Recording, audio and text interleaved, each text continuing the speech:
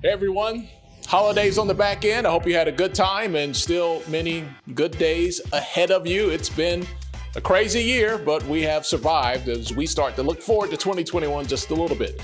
Joining me now, my man from Houston, Texas. It is Dr. Kenyatta Cavill, the Dean of the SWAC. Doc, I know you had a great holiday. I know you spoiled that boy, so we're not even going to go into that, man. Hopefully you can recoup that bank account here in January, all the toys you bought. But there's been some more tweets coming out of Jackson State and primarily from Coach Prime himself. And we're talking about it because he did include us in the tweet. He added HBCU Gameday. So let's go over the tweet first before we discuss. Here's what he had to say. What if all of our top teams in HBCUs could play in a bowl game and our schools are compensated, get national television exposure, which strengthens our athletes' chances of going pro? What if? Let's change the narrative and let's stop settling.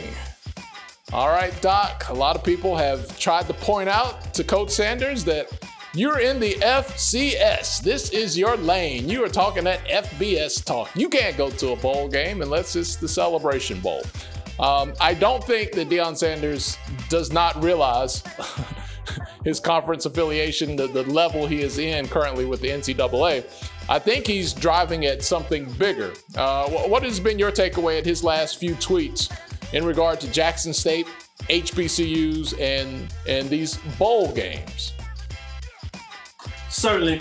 Just before all that, let me say, as you said, happy holidays to all out there, including happy Kwanzaa. And it looks for some of us out there, we certainly need to get into Umoja, a little more unity for all those involved. So we'll see if that's appropriate. And we can even get into some of these other 7 values of Kwanzaa during this week. But enough of that educational part of the program. Back to the substance of what everybody wants to know. What are our thoughts? First of all, it lets us know that we have more than arrived when it's official that Coach Prime needs to at us in terms of getting his message over there. I think there are multiple things in this that we need to look at.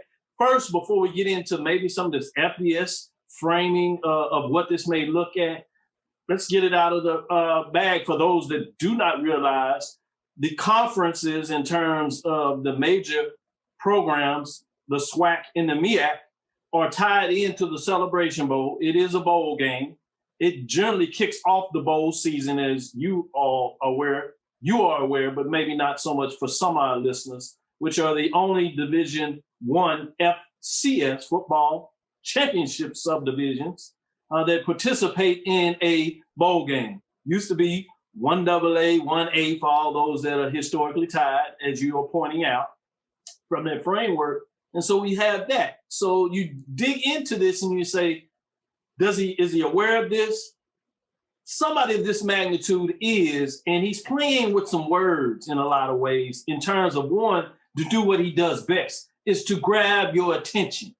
And there's value in this country and around the world about grabbing your attention. So that's the first thing that I want everybody to be aware of, is that for those that are looking everywhere and jumping into this, outside of what we're doing in terms of really discussing it, you're playing right into his hand, which is grabbing his attention, what he's going to use to market Jackson State even more than he already has. Now, Doc, here's the thing that I think about. When I think about this, it would be an easy discussion just to say, oh, that's crazy talk. There's nothing to see there. But when you try to extrapolate, what is possible, I think one of the other things you have to keep in mind with the Deion Sanders framework is he is one of the most accomplished professional athletes in the history of the world. You don't play in a Major League Baseball game and the NFL game in the same day. You don't shut down the number 1 wide receiver week in and week out every day. You don't go to the Hall of Fame. Not everybody makes it. So he is a 1%er of the 1%. And so when you have that type of life and you're able to continue that professionally beyond your playing days, you have to be a little bit crazy in a good way, because you have to believe that whatever you want to achieve, you can do it.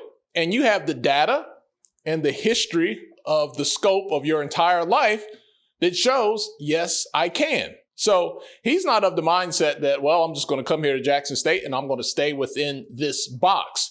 You know, Doc, when they created the Celebration Bowl, there was not a bowl game for FCS schools. So if they can create one, they can create some more, right? There's no rule that can't be undone in the world of sports. And anything that has the potential to make a dollar, that people see, okay, that's a good avenue to go down. When ESPN Productions decided, let's do a Celebration Bowl, nobody complained. They were like, all right, cool, let's do it. And I think that's his mindset on a daily basis, that I don't live in this box. Maybe you do, and maybe I have to operate within it, but that's not where my vision and mindset resides. Exactly. When you take this out of it and you look at it from an environmental standpoint, we talk about these systems. Well, let's look at the ecosystem that many of us are familiar with. And when you talk about this one percenter, in a lot of ways, what you're talking about is this apex predator. He is used to being at the highest level of the food chain in literally almost everything he's done. He has been at the top of it. He has challenged the narrative. And that's what you're hearing now, him challenging the narrative and getting people to think outside of the proverbial box. And what does that look like? And so for this particular example, what does it look like in terms of you saying, why can't we ask for more financially? And when we ask for more, does that mean that we shouldn't just have one bowl game? And does that more mean that we just have to operate at the FCS level? Why can't we as a conference operate at the FBS level? And it's not to say that he's the only one thinking about it. He is in a position where he can verbalize it. Other folks may have to do the work in the negotiating properties of what that looks like behind the scene, but he has the ability to push the narrative in such a way that either people will say, wait, let's look at it, that's Deion speaking, or other people would push back and say, wait, let's look at it, that's Deion speaking. So he can live in both of those worlds. And when you're the apex predator and you've had a success as being at the top, as you said, a shutdown corner, playing in both a World Series and multiple Super Bowls, playing in a World Series game, and then going and playing in an NFL game on Sunday and doing well at the both of them simultaneous. Being one of three players at that time that played in both Major League Baseball and played in the NFL at extremely high levels.